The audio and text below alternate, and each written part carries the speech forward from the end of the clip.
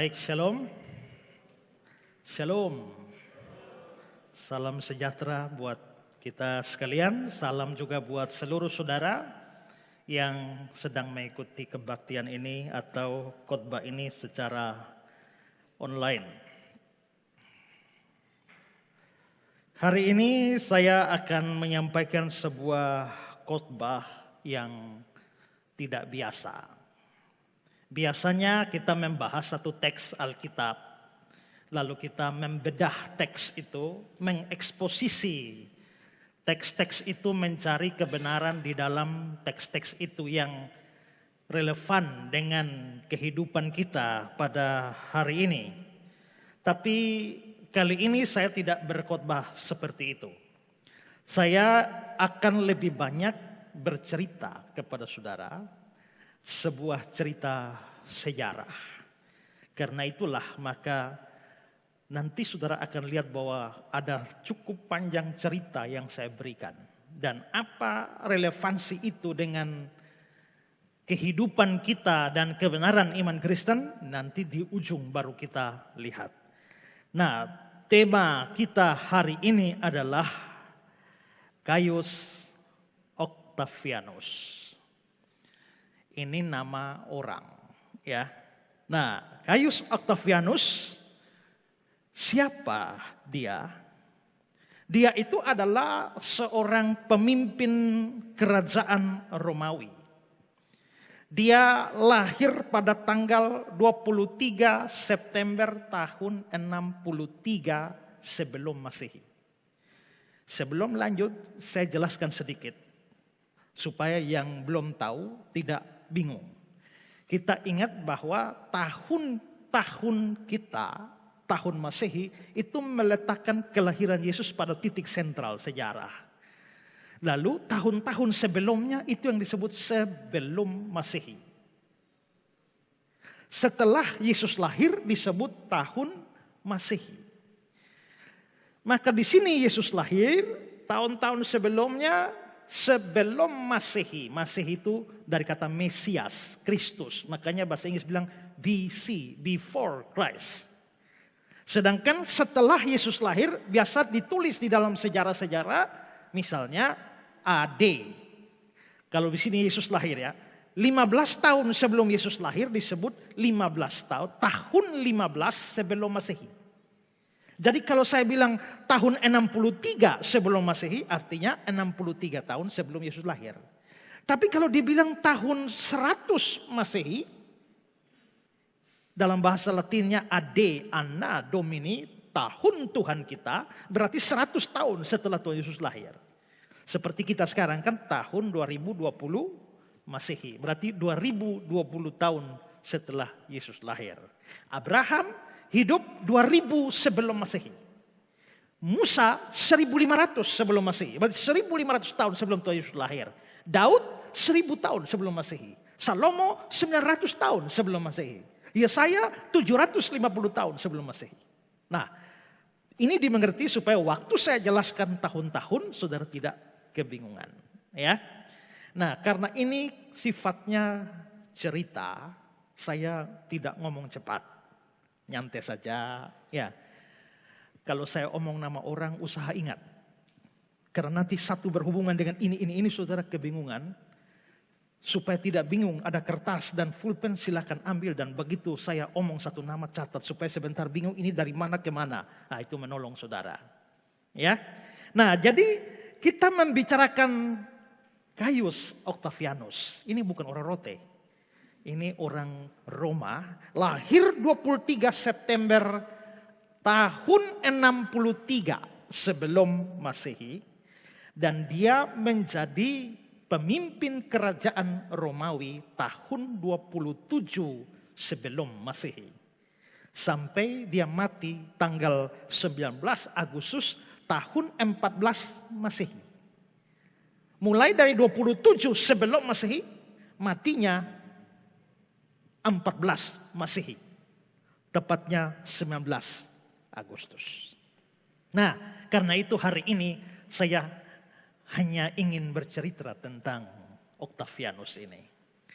Nah, mari kita akan memulai cerita kita ini dengan beberapa poin yang saya bagi. Pertama, menduduki tahta kerajaan Romawi.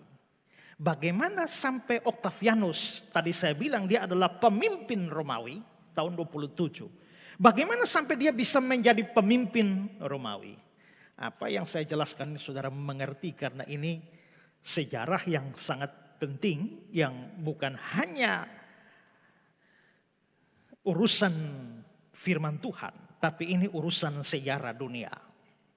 Nah, untuk tahu bagaimana Octavianus itu menduduki tahta Romawi, kita perlu telusuri sedikit ke belakang. Bangsa Roma itu sebenarnya adalah bangsa yang sudah sangat tua, itu berasal dari tahun 753 sebelum Masehi. Itu berarti Roma berdiri itu sejaman dengan hidupnya Nabi Yesaya. Ya. Tetapi Roma ini baru mencapai puncak kejayaannya sekitar tahun 400 sebelum Masehi. Jadi dari 700-an tapi baru jaya itu tahun 400. Apa yang membuat Romawi menjadi berjaya tahun 400-an itu ada banyak faktor. Tapi salah satu penyebabnya itu adalah mundurnya kerajaan hebat sebelumnya, yaitu kerajaan Yunani. Kita tahu pemimpin besar Yunani itu namanya Alexander the Great, Alexander Agung. Alexander Agung itu adalah orang Yunani yang menguasai hampir seluruh dunia.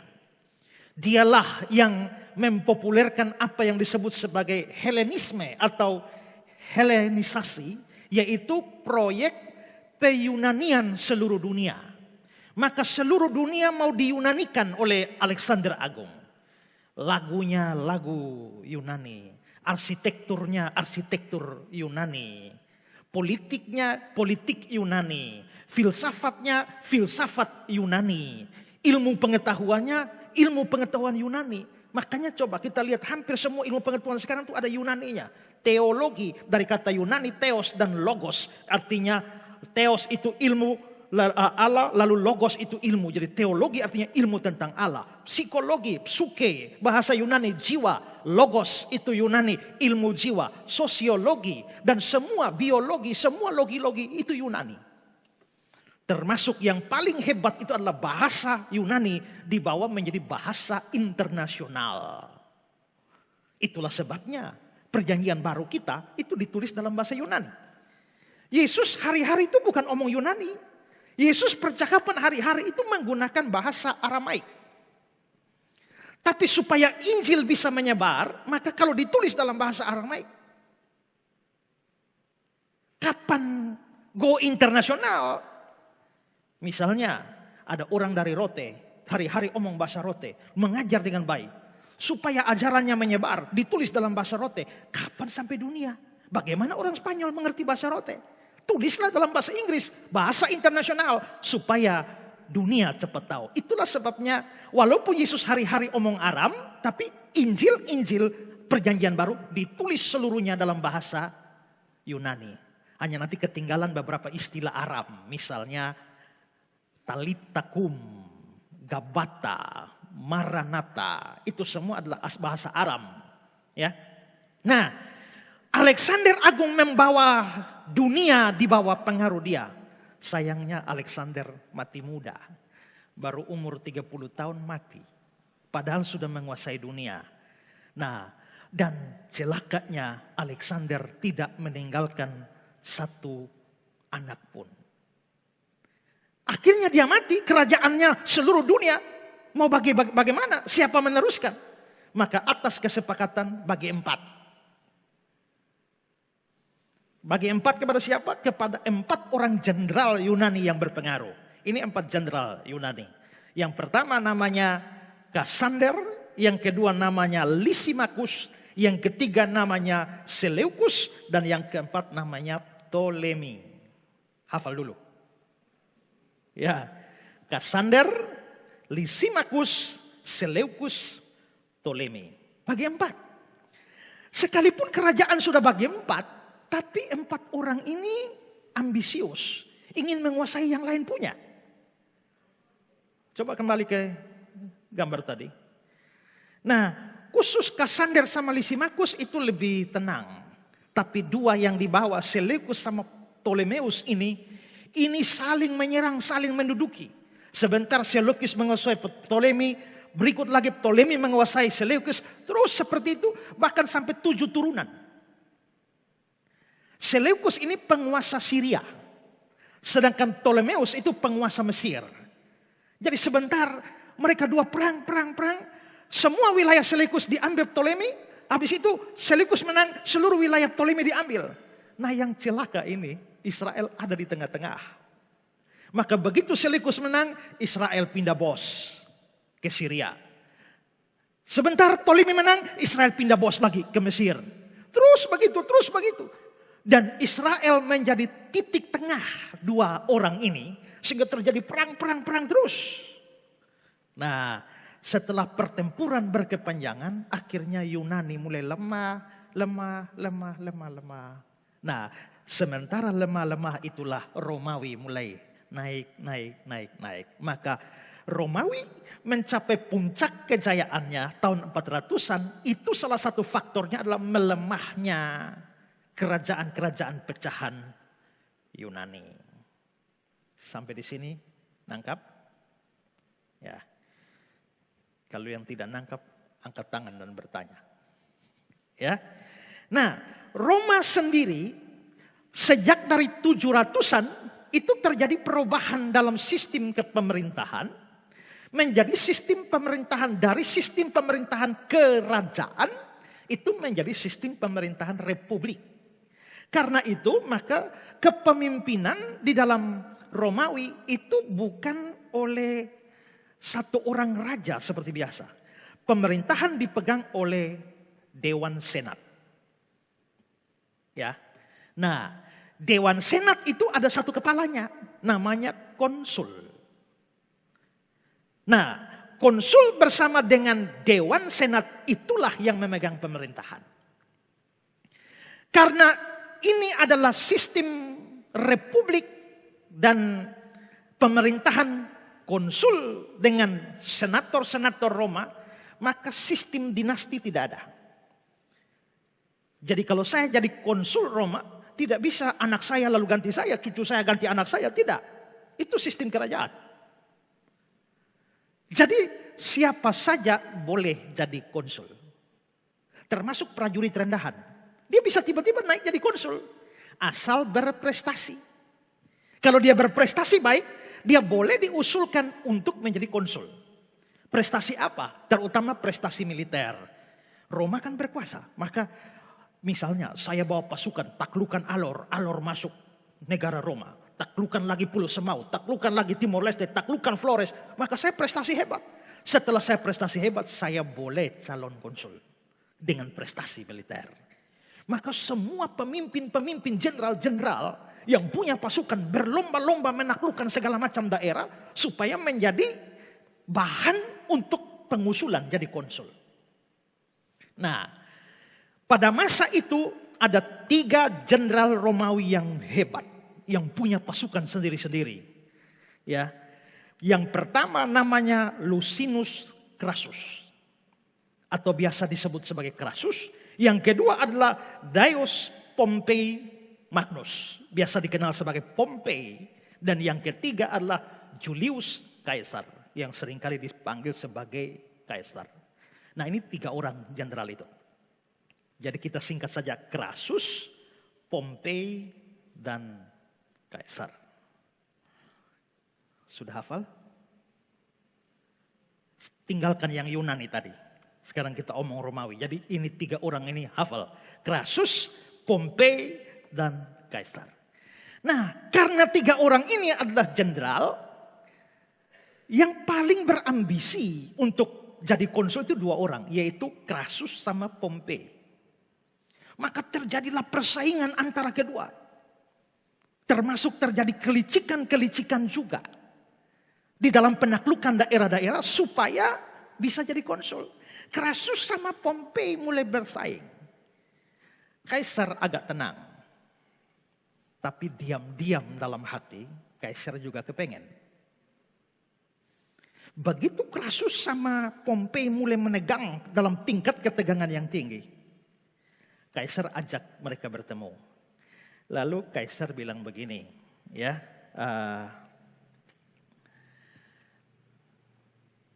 bagaimana daripada kita bertikai dan perang, hancur semua.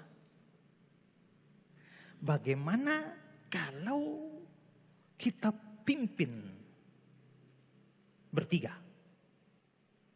Ini usulan yang aneh karena dalam sejarah Roma belum pernah ada pimpinan 3 orang. Nah, sebelum itu, tadi kan saya bilang tadi kan, Syria dalam Yunani tadi, Syria dengan Mesir. Seleucus Ptolemy, terus rebut-rebut Israel di tengah. Sampai akhirnya Israel mau diserang oleh Syria. Israel akhirnya minta tolong kepada Roma. Maka Roma basmi Syria. Maka Israel bikin perjanjian dengan Romawi. Romawi tidak akan menaklukkan Israel. Tapi dalam kenyataannya Ptolemy melanggar perjanjian itu. Dan dia menaklukkan Israel sehingga akhirnya tahun 63 sebelum Masehi Israel resmi takluk kepada Romawi. Nah, saya lanjut yang tadi. Itu usulan supaya bisa memimpin bertiga, tapi usulan ini menjadi kendala di dalam senator Romawi. Mereka tidak setuju karena belum pernah ada dalam sejarah Romawi dipimpin 3 orang. Tapi senator yang tidak setuju dibunuh oleh Kaisar. Dibunuh oleh Kaisar. Nah, sampai akhirnya yang lain jadi takut sehingga akhirnya setuju. Tapi Pompei masih keberatan dengan usulan Kaisar. Kaisar pintar. Dia harus menjalin hubungan baik dengan Pompei. Akhirnya melalui satu upaya, Kaisar menawarkan anaknya yang bernama Julia untuk menikah dengan Pompei. Akhirnya Pompei menikah dengan Julia, anak Kaisar. Maka dengan demikian, Pompei adalah menantunya Kaisar. Kaisar adalah mertuanya Pompei. Aman. Maka sepakatlah mereka maju kepada senator. Senator terpaksa setuju karena ancaman. Sehingga akhirnya dalam sejarah untuk pertama kali Romawi dipimpin oleh 3 orang sekaligus yang namanya triumvirat yang pertama. Ini mereka bertiga. Triumvirat yang pertama, Kaisar, Pompei, dan Crassus. Mereka memimpin Romawi. Nah, karena beberapa hal, setelah itu kan mereka sudah memimpin bersama-sama. Tapi Kaisar lebih mendominasi. Maka Crassus sama Pompei itu bikin kesepakatan sendiri. Mereka melakukan trik-trik tertentu sampai akhirnya membuang Kaisar dari jabatan konsul. Dia dipecat oleh seluruh senator, dipecat, dan dia dibuang ke satu provinsi untuk menjadi gubernur saja. Maka Roma hanya dipimpin oleh 2 orang sekarang, yaitu Crassus dan Pompei. Kaisar sakit hati karena dibuang menjadi gubernur, tapi dia pikir-pikir dia mungkin bisa buat lebih banyak hal di provinsi ketimbang di pusat. Apalagi provinsi kan punya pasukan. Dia bisa memanfaatkan pasukan ini. Akhirnya Kaisar mulai memanfaatkan pasukan provinsi. Orang kalau mau naik jadi konsul harus punya prestasi militer, menaklukkan banyak bangsa. Nah, Roma sendiri sudah menaklukkan banyak bangsa, tapi ada satu bangsa yang ditakuti Roma. Roma sudah beberapa kali mencoba, selalu kalah. Itu adalah bangsa Galia. Nah, bangsa Galia itu sekarang itu adalah Jerman, Belanda, dan Belgia. Dulu satu, namanya Galia. Roma selalu kalah. Lalu Kaisar berpikir, saya harus menaklukkan Galia. Kalau saya menaklukkan Gallia, saya akan dianggap oleh Roma, oleh para senator dan rakyat sebagai pahlawan.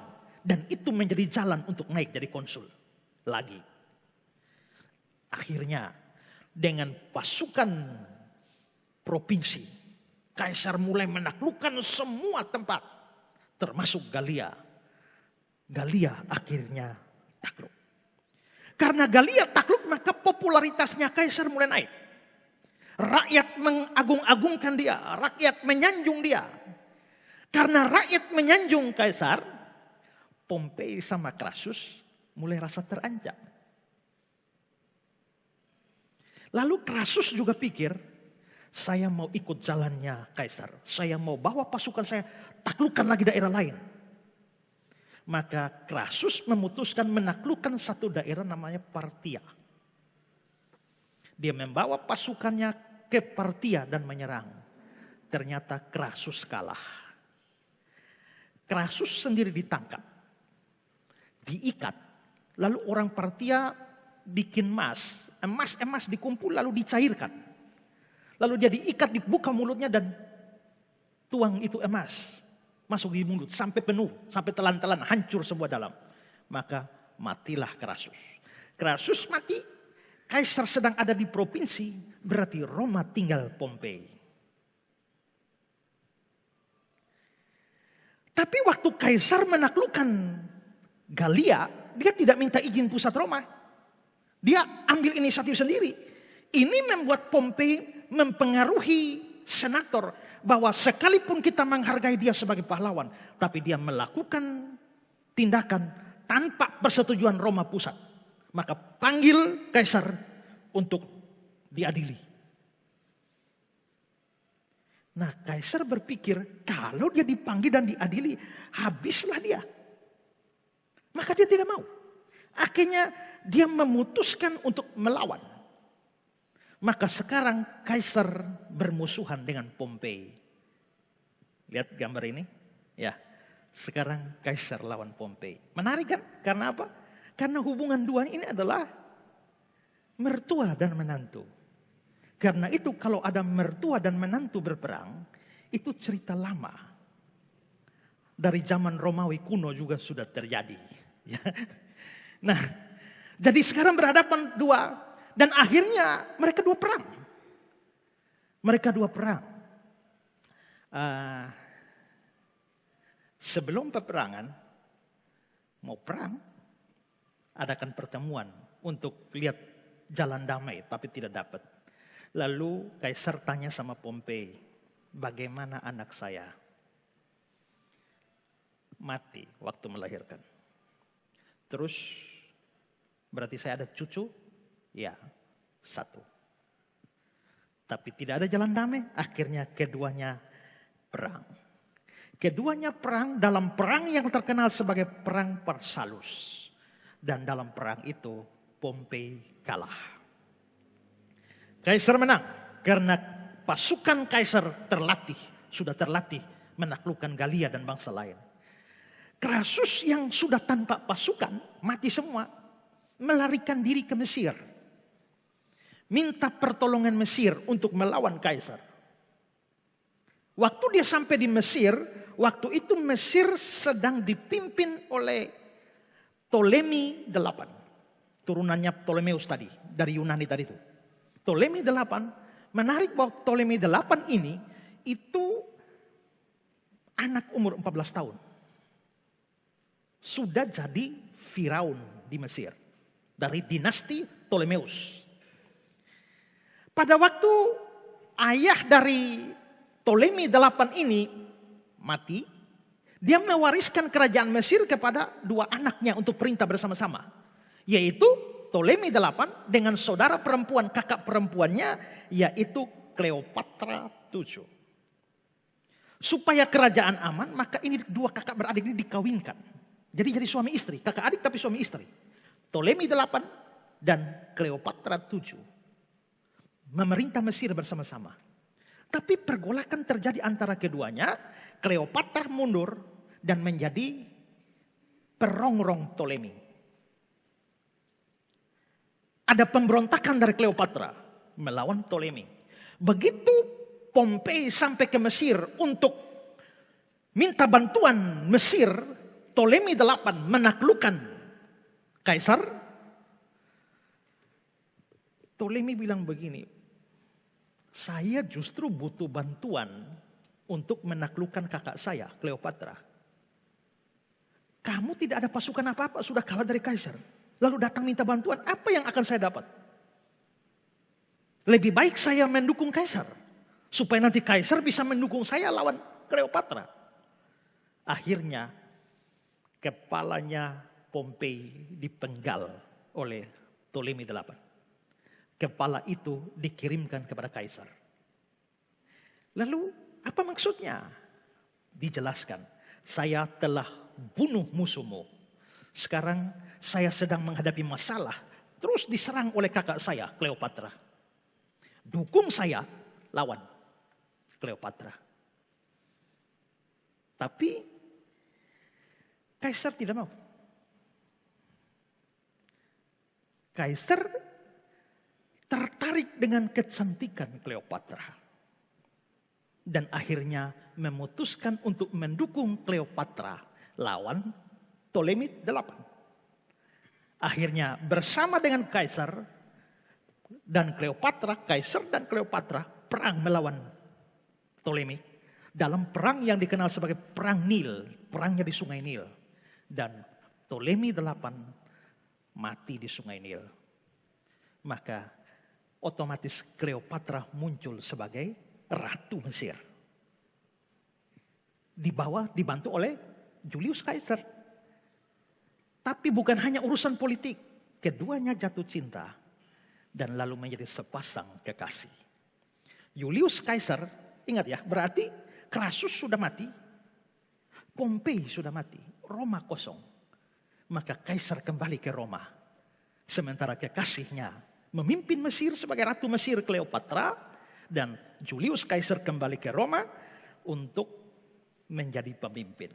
Nah, di Mesir mereka sepasang kekasih sudah tidur bersama dan Kaisar pulang.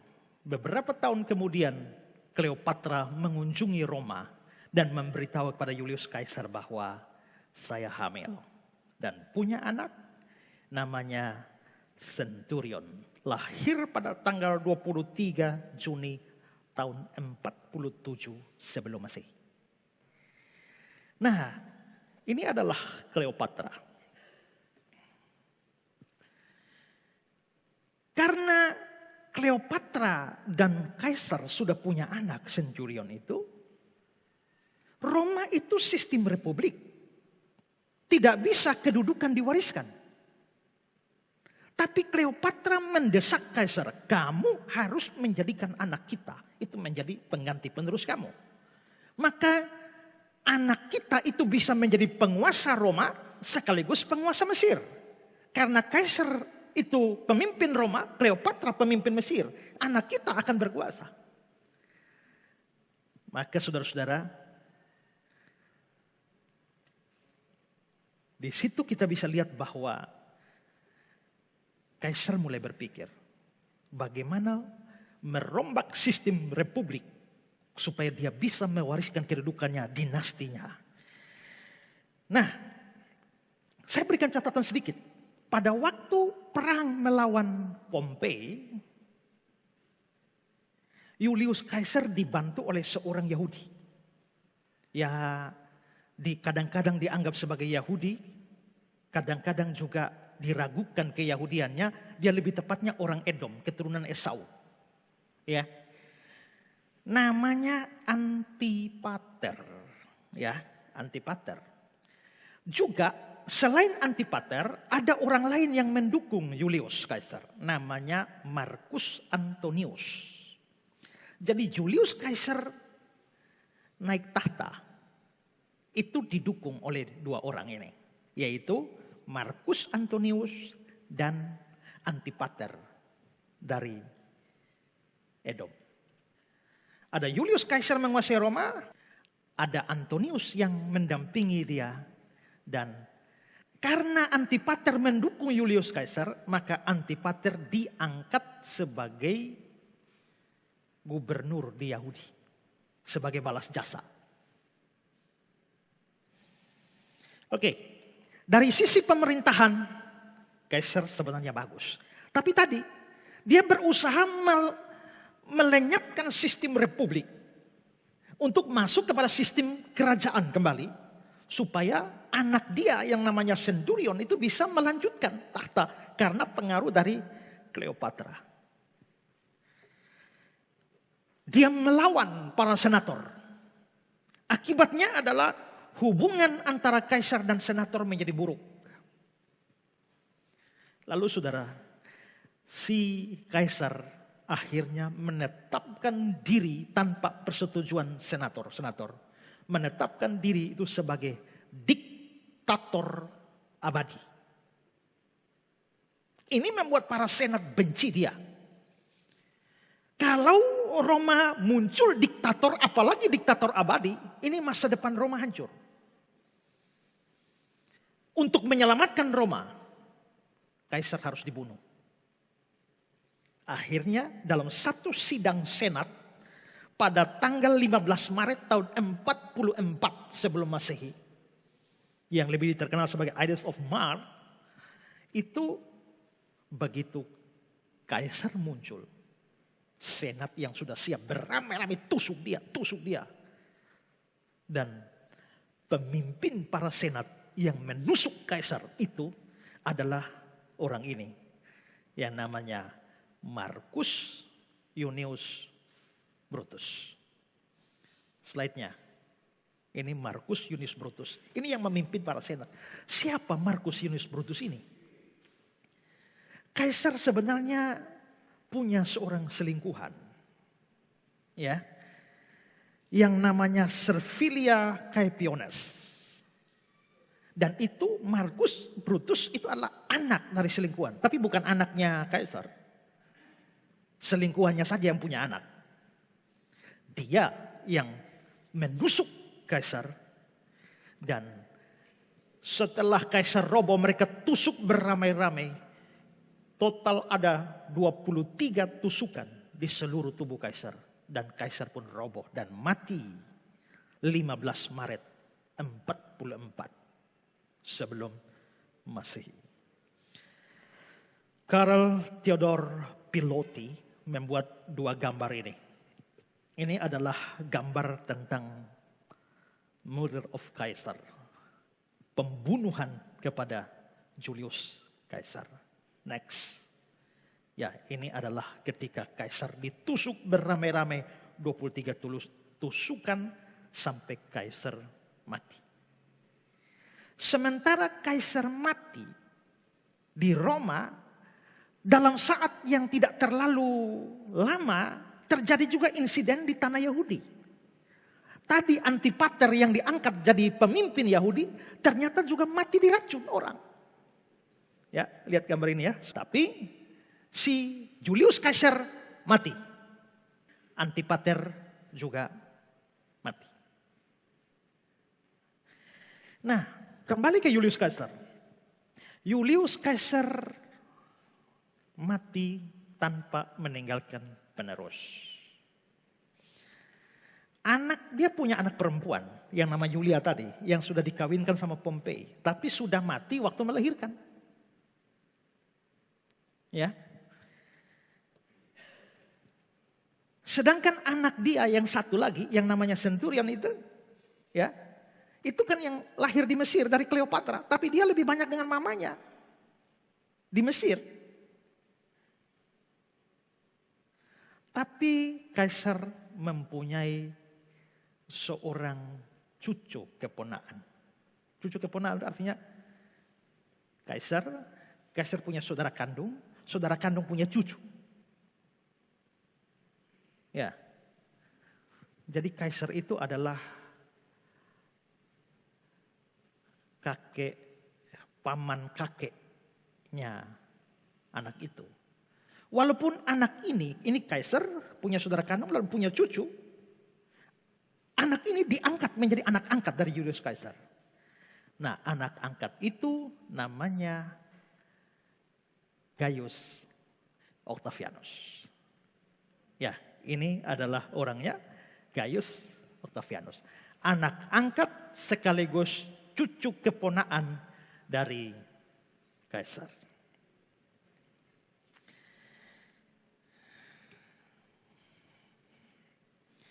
Nah, karena kondisi Kaisar sudah mati, tadi ingat, Kaisar punya teman dekat namanya Antonius. Begitu Kaisar mati tanpa meninggalkan penerus, Antonius merasa dialah yang paling berpotensi untuk jadi pemimpin Roma. Maka Antonius sudah senang. Ini adalah Marcus Antonius. Marcus Antonius sudah siap-siap untuk menjadi raja menggantikan Julius Caesar. Tapi ternyata pada tanggal 19 Maret, ya, pada tanggal 19 Maret, seorang pendeta perempuan dari agama kafir mereka itu memberikan surat wasiat. Bahwa wasiat itu telah ditulis Kaisar sebelum kematiannya. Begitu surat wasiat dibuka, ternyata seluruh harta Kaisar diwariskan kepada 3 cucu keponaannya. Lalu dia mengangkat salah satu cucu keponaannya yang juga anak angkatnya tadi, Gaius Octavianus, untuk mengganti dia menjadi pemimpin Roma. Sementara Antonius teman Kaisar sudah berambisi. Sekarang wasiat muncul, Octavianus yang harus memimpin Roma. Karena itulah begitu wasiat itu muncul, senator-senator Roma suruh panggil Octavianus untuk dilantik menjadi pemimpin. Begitu Octavianus dalam perjalanan menuju Roma, Antonius membawa pasukan cekat. Lalu terjadilah perang. Perang antara Antonius melawan Octavianus. Perang itu dimenangkan oleh Octavianus. Tapi Octavianus baik hati. Dia ngajak Antonius bicara dari hati ke hati. Jikalau Roma pernah dipimpin oleh triumvirat satu, Crassus, Pompei, dan Kaisar, kenapa kita tidak bisa ulang? Daripada kita perang. Lebih baik Roma dipimpin lagi oleh triumvirat dua. Kamu, Antonius, bersama saya, Octavianus, kita tambah satu orang namanya Marcus Lepidus. 3 orang untuk memimpin Roma. Akhirnya mereka sepakat. Tapi sebelum kita memimpin Roma, mari kita tumpas bersama semua orang yang membunuh Julius Caesar. Maka mereka bertiga membantai 300 senat, anggota senat. Habis semua.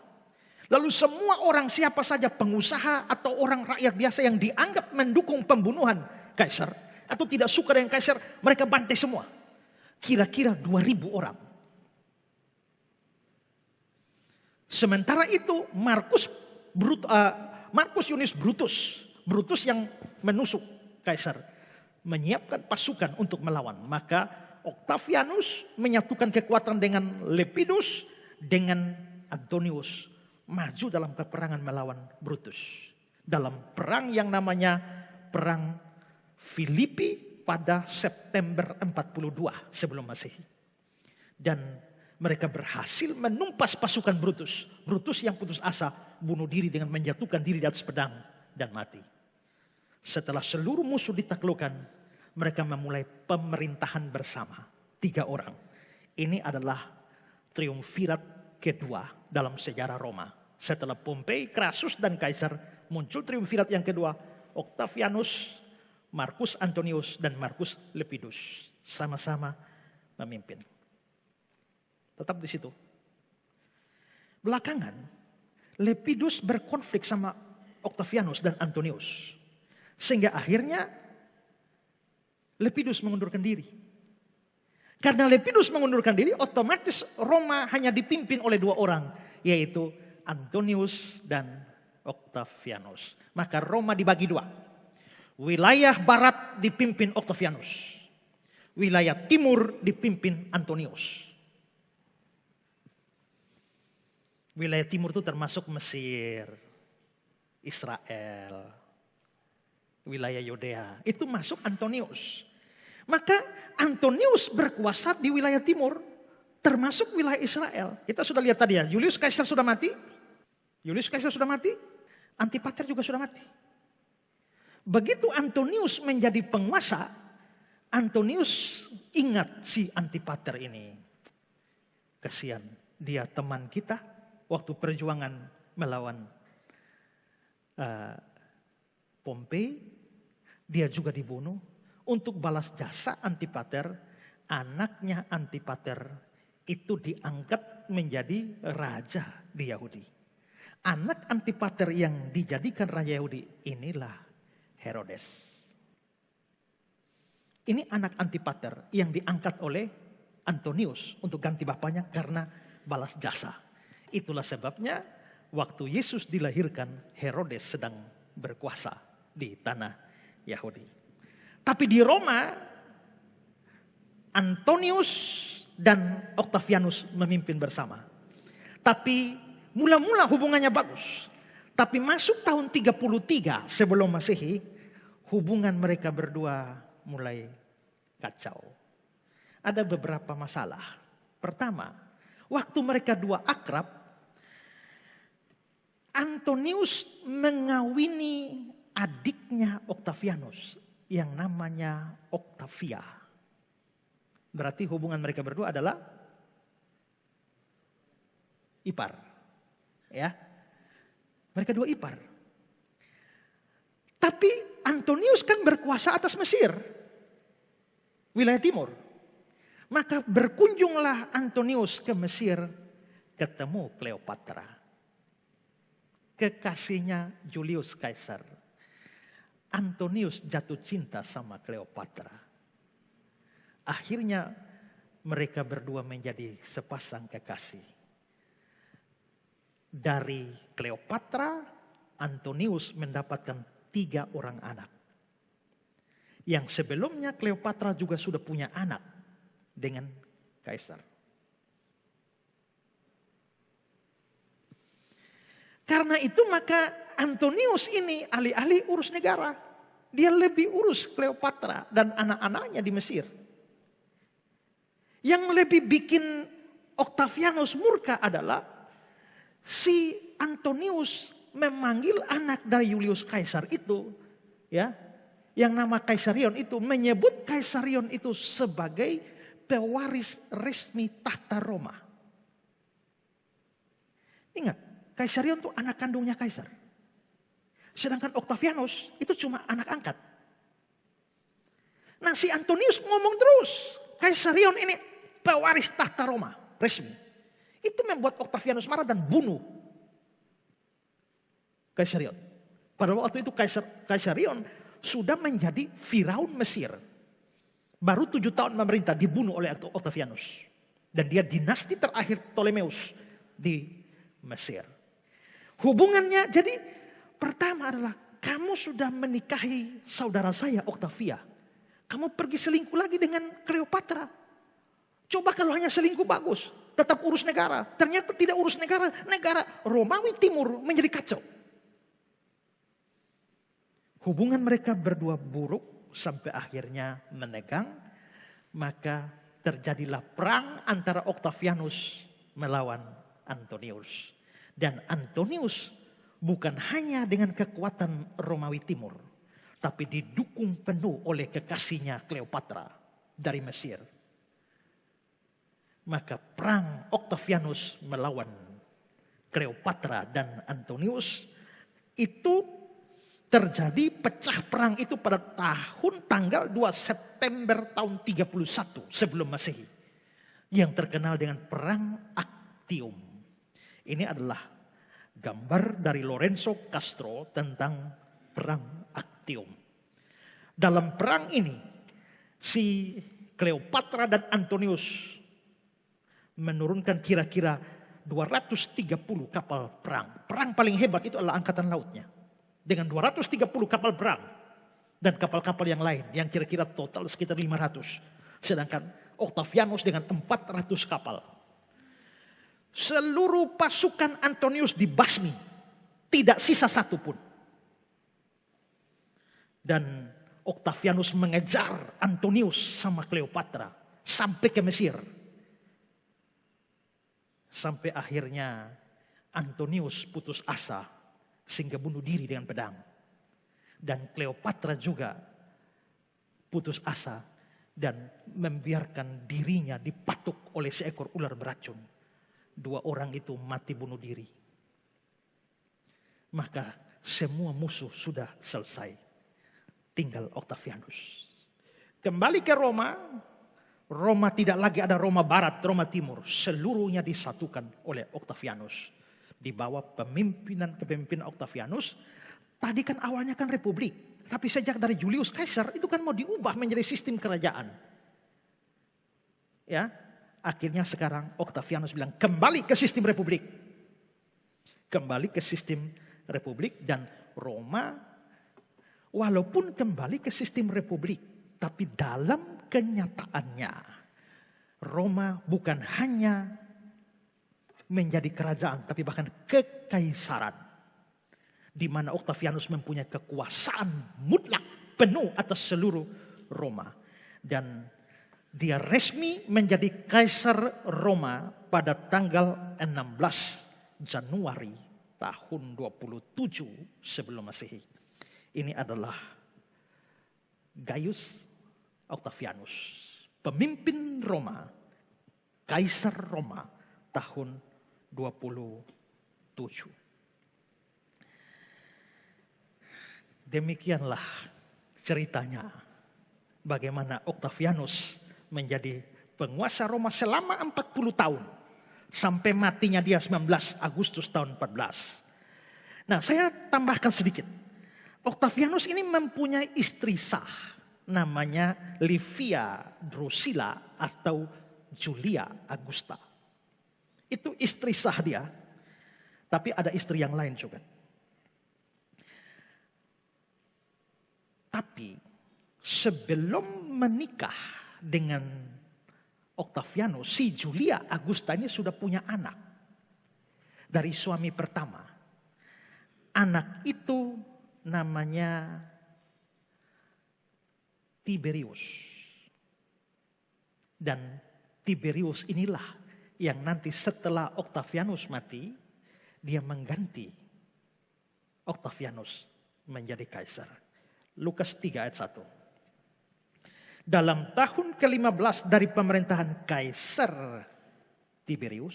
Siapa Tiberius? Tiberius ini adalah anak tiri dari Octavianus. Dari istri Julia Augusta. Nah, dan raja wilayah Yahudi, Yudea, itu kan Herodes. Waktu Tiberius sudah jadi kaisar, Herodes masih hidup. Herodes ini kan politikus hebat itu. Maka untuk mengambil hati Tiberius, dia merenovasi sebuah kota. Dan sayangnya sebelum dia selesaikan kota itu, dia mau merenovasi sebuah kota untuk dipersembahkan kepada Tiberius. Tapi sebelum selesai Herodes mati. Karena itu dilanjutkan oleh anaknya yang namanya Herodes Antipas. Lalu kota itu dipersembahkan kepada Kaisar Tiberius. Karena dipersembahkan kepada Tiberius, maka kota itu dan juga danau yang ada di kota itu disebut Tiberias. Yohanes 6 ayat 5. Sesudah Yesus berangkat ke seberang danau Galilea, yaitu danau Tiberias. Tiberias ini berasal dari nama Tiberius, ya, anak tirinya Octavianus. Next. Inilah Octavianus di danau Tiberias. Oke, jelas ya ceritanya bagaimana Octavianus jadi kaisar Roma. Lanjut, kita lanjut setelah yang satu ini.